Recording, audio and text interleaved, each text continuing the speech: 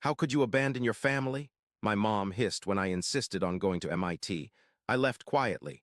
Years later, they demanded I fund my brother's wedding. I, 28M, grew up knowing exactly where I stood in my family's hierarchy, firmly at the bottom. From my earliest memories, it was clear that my younger brother Ricardo was the golden child, the sun around which our family orbited. I never thought I'd be in a position where they'd come begging for my help, but life has a funny way of balancing the scales. Growing up in our middle-class suburban home, the pattern was established early. When I made honor roll, my parents would nod absently. When Ricardo got a C+, they'd take him out for ice cream to celebrate his improvement. My basketball tournament. Sorry they couldn't make it. Ricardo had a soccer practice they couldn't miss. His soccer practice? They'd be in the front row, cameras ready, cheering louder than anyone else. Christmas mornings told the same story. I'd unwrap practical items, socks, school supplies, maybe a used book, while Ricardo tore through packages containing the latest gaming systems, designer clothes, and whatever toy was impossible to find that year. Once, when I was 14, I spent months saving up from my paper route to buy myself a decent pair of sneakers.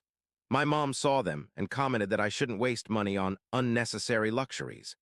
The next day, she came home with a $200 pair of cleats for Ricardo because he needed them for his development. My Saturday mornings weren't for cartoons or hanging out with friends. They were for mowing lawns, cleaning gutters, and watching Ricardo while my parents slept in or ran errands. "You're the responsible one," they'd say, as if that explained why I had to act as the unpaid household staff. Despite all this, I excelled in school. Without parental support or guidance, I maintained a 4 GPA, taught myself programming during lunch breaks in the computer lab, and worked part-time at a local grocery store to save for college. I applied for every scholarship I could find, staying up late after finishing my chores and homework to complete applications. The day my acceptance letter arrived from MIT with a full scholarship was the first time I felt truly validated. My hands trembled as I read the words again and again. Full tuition, housing stipend, even a small allowance for books and expenses. Everything I had worked for, everything I had dreamed about, was right there in black and white. That night at dinner, I couldn't contain my excitement. I placed the letter on the table, waiting for the perfect moment to share my news. Finally, during a lull in conversation, I told them, "I got into MIT, full scholarship." My father glanced at the letter, then returned to his meatloaf. My mother's eyes flickered over the page before she turned to Ricardo. "Did you tell your brother about making the JV basketball team, honey?" And just like that, my achievement, probably the biggest of my young life, was brushed aside for Ricardo's utterly ordinary accomplishment. I sat there, fork suspended midway to my mouth, as they gushed over how Ricardo would surely be varsity by sophomore year. I might have let it go. I might have accepted their indifference and gone on to build my life at MIT, away from their apathy. But 2 weeks later, my father called a family meeting. Seated at our kitchen table, my father explained that after careful consideration, they had decided I would be attending the local community college instead of MIT. I could transfer to state after 2 years if my grades were good enough. It would be more practical, more affordable, despite my full scholarship, and most importantly, I could continue helping around the house. The real reason emerged as my mother dabbed at non-existent tears. Ricardo was entering his difficult high school years. He would need guidance, supervision. With my father's recent promotion requiring more travel and my mother picking up extra shifts at the hospital, they needed me at home to maintain the household and keep Ricardo on track. My father's voice hardened when I began to protest. "As long as you live under our roof, you'll follow our rules. The family needs you here." My mother added the final emotional dagger. "How could you even think about abandoning your family when we need you most, after everything we've done for you?" Everything they'd done for me? I nearly laughed at that. I nodded and said I understood, which technically wasn't a lie. I understood perfectly what was happening. I was being sacrificed on the altar of Ricardo's convenience. Again. That night, I made a decision. I emailed the scholarship committee, confirming my acceptance and asking about housing options before the official semester began. I contacted my best friend Jake, the only person who had ever truly supported me, and asked if I could store some boxes at his house. Over the next few weeks, I slowly moved my most important possessions to his garage, clothes, my laptop, the programming books I'd saved up for, and the small lockbox containing my birth certificate and social security card that I'd quietly removed from my parents' filing cabinet. I emptied my bank account and opened a new one at a different bank. I worked extra shifts, telling my parents the store was short-staffed. I sold anything I couldn't take with me on eBay using Jake's address for shipping. All the while, I nodded along as my parents discussed community college registration and the additional chores I'd need to take on since I'd only be taking a few classes. I even helped Ricardo with his summer reading assignment, all while counting down the days to my escape. The morning I left, I woke before dawn. I had already moved most of my things, so all that remained was a small duffel bag with essentials. I left a brief note on my bed. "I've decided to make my own path. Don't contact me." Jake was waiting down the block in his car. As we drove to the bus station, I felt a strange lightness. For the first time in my life, I was putting myself first. The weight of years of emotional neglect seemed to diminish with every mile we traveled away from that house. At MIT, I flourished. Without the constant drain of being the family servant, I discovered how much I could actually achieve. I graduated top of my class in computer science, secured prestigious internships each summer, and built a network of friends and mentors who actually valued my contributions. After graduation, I accepted a position at a leading tech company in Silicon Valley. My starting salary was more than my parents made combined. Within 3 years, I had been promoted twice. By 26, I had purchased my first home, a modern condo in a sought-after neighborhood. I invested wisely, built an emergency fund, and even started a small charitable foundation supporting scholarships for students from neglectful homes. Throughout these years, I maintained absolute silence with my family. They tried to contact me at first, calls, emails, even a few messages through mutual acquaintances. I ignored them all. I deliberately kept my digital footprint minimal where they might find it. No Facebook, no Instagram, nothing under my real name that could be easily searched. I even asked MIT to put me on their privacy list so my name wouldn't appear in graduation announcements or alumni publications. It wasn't difficult to keep them in the dark. They had never shown interest in my achievements before. Why would they suddenly start researching my career? In their minds, I was probably still the disappointing older son who had run away from responsibility. That suited me fine. I was building a life where I was valued, where my achievements were celebrated, not dismissed. I even found love with Sarah, a brilliant software engineer who had her own story of family struggles and understood my boundaries without question. I underwent therapy to address the scars of my childhood. Slowly, I built what my therapist called a chosen family, friends who genuinely cared about my well-being, who showed up for my accomplishments, who never made me feel like an afterthought. 7 years passed without a word from my family. Then, on an ordinary Tuesday morning, my phone rang with a number I still recognized despite the years of silence. My father's voice sounded older but carried the same authoritative tone I remembered. He didn't start with an apology or even acknowledge the years of silence. Instead, he launched directly into the reason for his call. Ricardo was getting married. The woman was Catherine, the daughter of a prominent local businessman. The wedding would be an elaborate affair at one of the most expensive venues in our hometown. My presence was required to show family unity. And of course, my financial contribution was expected. They were asking each family member to chip in for the festivities. "We're thinking 5,000 should cover your portion," my father said. When I didn't immediately respond, his tone hardened. "After everything we've done for you, the least you could do is show up and help pay for your brother's special day." Everything they'd done for me. That phrase again. "And if I don't?" I asked, my voice calm.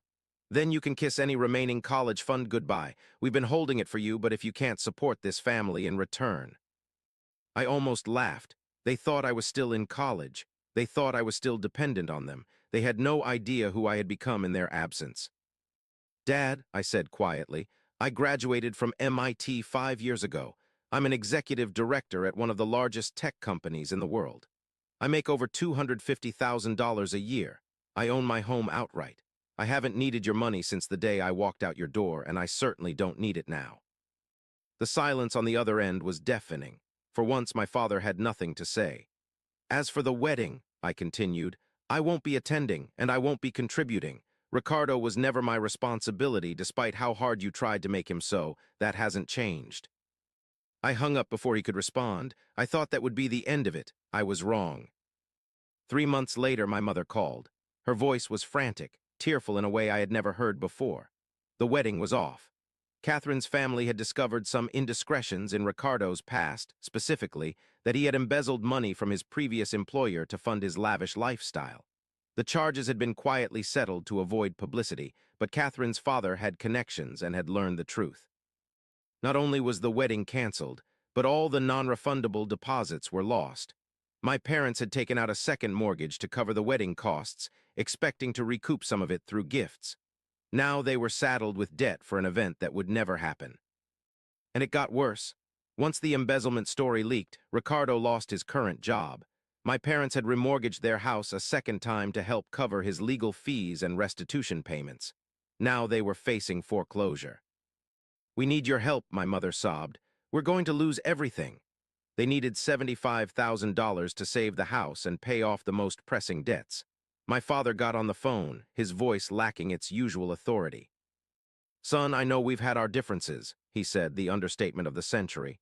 "But we're family. We made mistakes with you, I see that now. Please, help us fix this." I agreed to meet them at a coffee shop near their house the following weekend. I didn't commit to anything beyond that. The three of them looked shell-shocked when I walked in. My father's hair had gone completely gray. My mother's face was lined with worry. Ricardo, still handsome but noticeably heavier, slouched in his chair with the entitled posture I remembered so well. I sat down across from them, setting my laptop case on the chair beside me. I had dressed carefully that morning, tailored suit, expensive watch, the subtle markers of success that I knew would register with them. "Thank you for coming," my mother began, reaching for my hand. I kept my hands wrapped around my coffee cup. "We've missed you so much." For the next 20 minutes, they took turns explaining their dire situation: the foreclosure notice, Ricardo's legal troubles, the canceled wedding and lost deposits. They had exhausted their retirement savings, borrowed from friends, sold everything of value. They had nowhere else to turn. "We're still family," my mother concluded, "no matter what happened in the past." I took a sip of my coffee and set the cup down carefully. "When I was 16, I began, I saved for 6 months to buy a graphing calculator for my AP Calculus class. The day before I could buy it, you took the money for Ricardo's baseball camp." My mother flushed. "That was when I got accepted to MIT," I continued as if she hadn't spoken.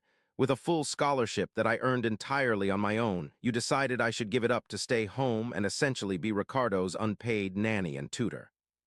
"We needed you at home," my father said, his tone defensive. "No, you wanted someone to shoulder your parental responsibilities so you wouldn't have to. There's a difference." I looked at each of them in turn. "When I needed family, you chose Ricardo, every single time. You sacrificed my future for his convenience without a second thought." "That's not fair," Ricardo interjected, speaking for the first time. "It's not my fault they gave me stuff." "No, it's not," I agreed. "The fault lies with them, but you were happy enough to benefit from it without ever acknowledging the cost to me."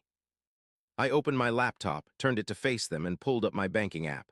"I could pay off your debts today. The amount you're asking for wouldn't even require me to adjust my budget for the month." I let that sink in for a moment. "But I won't." "Why not?" my father demanded, a flash of his old authority returning. "If you have the money and we're family." "Because you were never family to me," I said simply. "Family supports each other. Family celebrates achievements. Family makes sacrifices for each other, not just demands them from one person." I closed the laptop. For a brief moment, looking at my mother's tear-streaked face, I felt a pang of doubt. These were still the people who had raised me, however imperfectly. Was I becoming just as callous as they had been? Would helping them, despite everything, be the right thing to do? The merciful thing. I imagined how it would feel to transfer the money, to see their relief, perhaps even their gratitude. But then I remembered all the times I had needed them, all the times they had chosen Ricardo, all the sacrifices that had only ever flowed in one direction. I remembered the coldness in my father's voice when he told me to give up MIT. I remembered my mother's indifference to my achievements, and I knew that if I helped them now, nothing would fundamentally change. They would take what they needed and return to seeing me as nothing more than a resource to be tapped when convenient. My momentary doubt hardened into resolve. "I built my success despite you, not because of you, and I won't use it to bail out the people who never believed in me." My father's face darkened with anger. My mother began to cry in earnest. Ricardo glared at me with a mixture of resentment and disbelief. "You selfish bastard," my father hissed, loud enough that nearby patrons turned to look. "After everything." "If you say after everything we've done for you one more time," I cut in, my voice deadly quiet, "I will stand up and leave right now. Tell me, Dad, what exactly did you do for me? Did you support my dreams? Did you celebrate my achievements? Did you ever even once put my needs above Ricardo's?" He had no answer. I stood up and gathered my things. "I'm sorry you're in this situation," I said, and I meant it. Despite everything, I took no joy in their suffering. "But your financial problems are the direct result of your choices, the same way my success is the result of mine." I walked out of the coffee shop without looking back. As I drove away, my phone began to light up with calls and texts, not just from my parents and Ricardo, but from aunts, uncles, and family friends I hadn't spoken to in years. Flying monkeys deployed to shame me back into line. I blocked them all.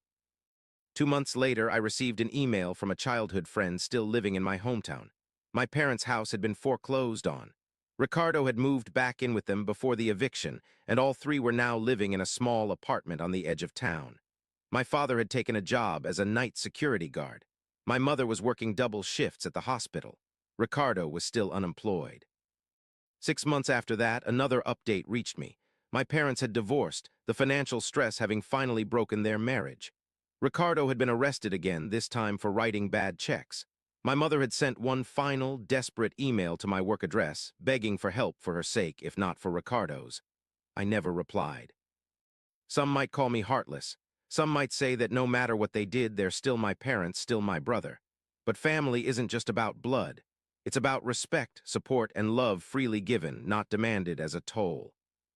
In therapy, I've come to understand that maintaining boundaries isn't revenge, it's self-preservation. I've learned that I can feel sympathy for their situation without taking responsibility for it. I've accepted that their choices led them here, just as mine led me to where I am. Today, my life is filled with people who value me. My career continues to thrive. Sarah and I are discussing marriage, a commitment I now understand should be based on mutual respect and support, not obligation. My chosen family, friends who have shown me what true care looks like, bring joy to my life that I never thought possible. Sometimes the family you're born into isn't the family you're meant to have. Sometimes you have to build your own with people who actually value you. That's not tragedy. It's not even revenge. It's justice.